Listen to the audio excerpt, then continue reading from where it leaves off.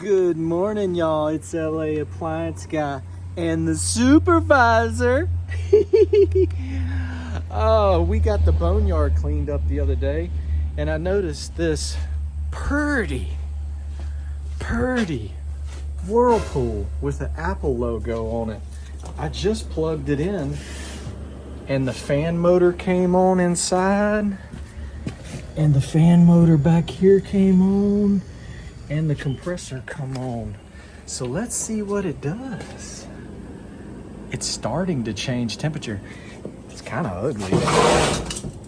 Oh, and it's got a latch.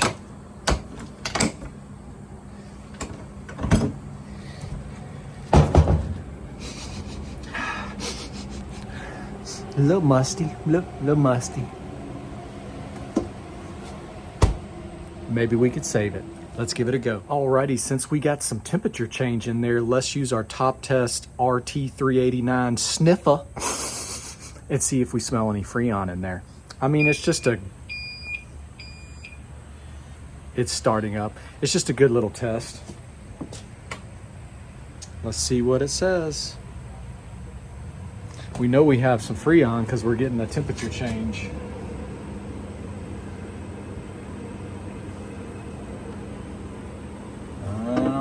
Not getting anything. That's a good sign. Let me get a thermometer and let's see what temperature we get in the freezer. Oh yeah, and if you want your own, there's a link in the description and a 10% discount code just for LA Appliance Guy folks, for you. So these little Whirlpools are pretty simple units. It does have an adaptive defrost control up there. Which we might, look at this, 0510. We'll turn it into defrost if it gets down to temperature. Yeah, we're at 60. So we'll get it down to temperature and maybe turn it into defrost and make sure it defrost. I think I could put a regular defrost timer in this thing, but I don't know. Think it'll clean up. It's a little rough. But hey, somebody might want it for a spare or something. And it has a latch. They got lucky on that. Don't drill into the side of the refrigerators like that, because you might hit a Freon line and then it's trash. Unless you want me to bypass the walls, then I'll do that. Holly said, there ain't no food in that thing. What do you think, Holly? She's camera shy. The supervisor.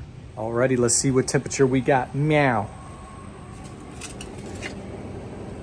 20, and we're, ooh, that feels good. Oh, I want to live in here. So nice. On these units, I believe you turn it into defrost by unplugging it for 30 seconds or a minute. I'm not quite sure. We'll go for a minute just to see. Then you turn the thermostat to the off position and plug it back in. And if the terminator is cold, it goes into defrost. So let's do it real quick. All right. Unplug it. Do, do, do, do, do, do, do. There's another way to do it too. If this doesn't work, I believe it's turning it to the off position for like 5 seconds, then on for 5 seconds, off for 5 seconds, on for 5 seconds, off. But then you turn it and it comes into defrost. So we'll just give it a minute just to be sure. I'm thinking it's 30 seconds. But we can still just kind of hang out in here because it's nice and cool. Oh yeah, we're getting some good crunchies. All right, about 15 more seconds. I'm pretty sure it doesn't have to be exact. All right. Oh, look, it's jacked up to the highest. That is a sign there's always a problem. Okay, turn it off, plug it back in. All right, now I'm gonna take these 2 quarters out and see if the heater comes on. All right. 1. Come on. And 2.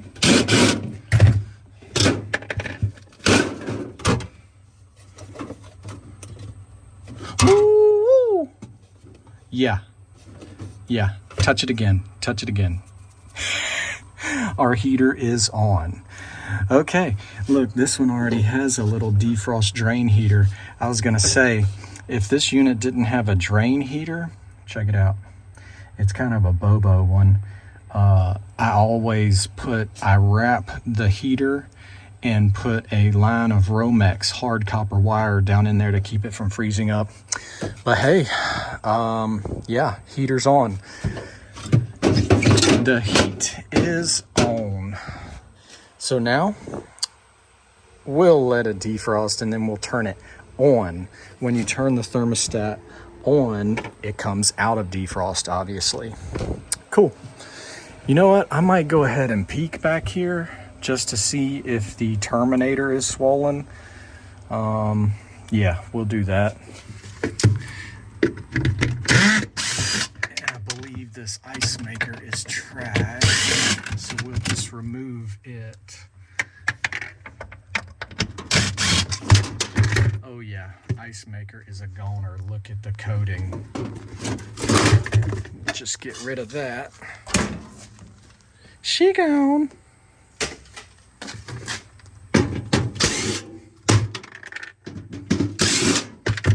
No.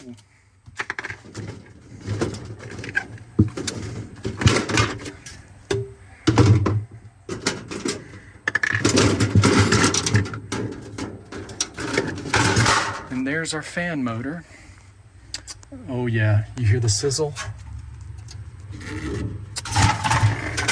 Sizzler.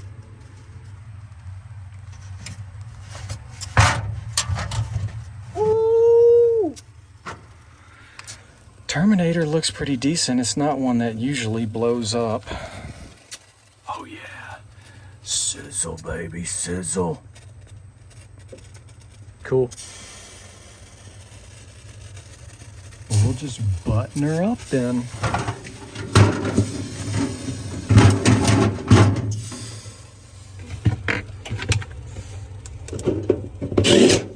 One, two,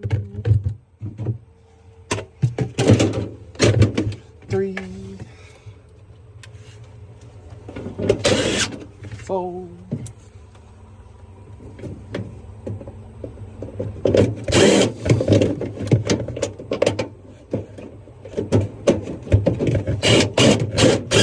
Okay. All right, so now that we know she's defrosting, you can hear the compressor come back on and the fan motor. Alrighty. All right, just for the heck of it, one more again. Make sure we don't have no Freon sniffing in here. Nope, we good. All right, so I guess I'll just clean her on up and send her on to a new home. It's pretty rough. Let's see how it turns out.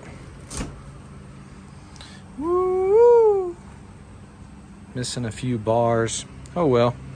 Oh no, don't get my ugly Whirlpool Boneyard Rescue wet. Yeah. This baby's gonna need some elbow grease. But at least you still got one bar for the freezer and one bar for the refrigerator and a little baby. Let's clean her up. This will make a good spare box or something, or maybe somebody might need one for a rental just for short term or something.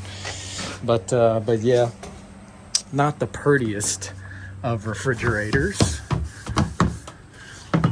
but it's cold. And I found out a long time ago, if it's cold, people will use it. I mean, some of these refrigerators come in and they're, in rough shape. But when you ain't got nothing, something cold is better than nothing. And food's expensive, man. can't be losing food.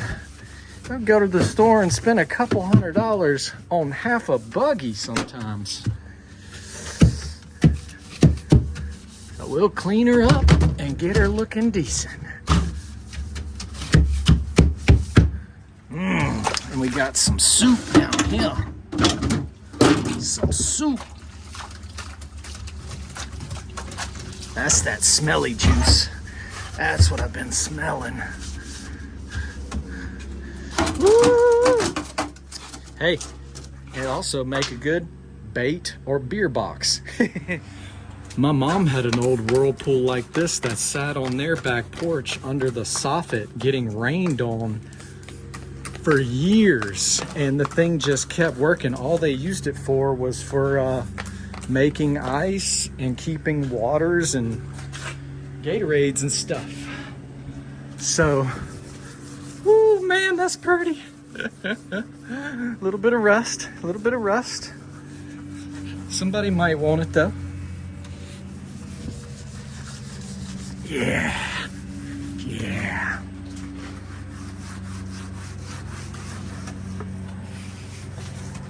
Shoot, she turned out pretty decent, didn't she?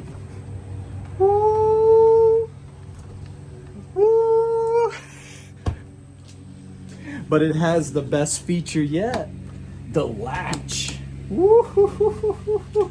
Okay, we made it to the end of that video, and I didn't change anything, but we tested the defrost and made sure we didn't have a Freon leak with our Freon leak detector. Don't forget the links in the description with a 10% discount.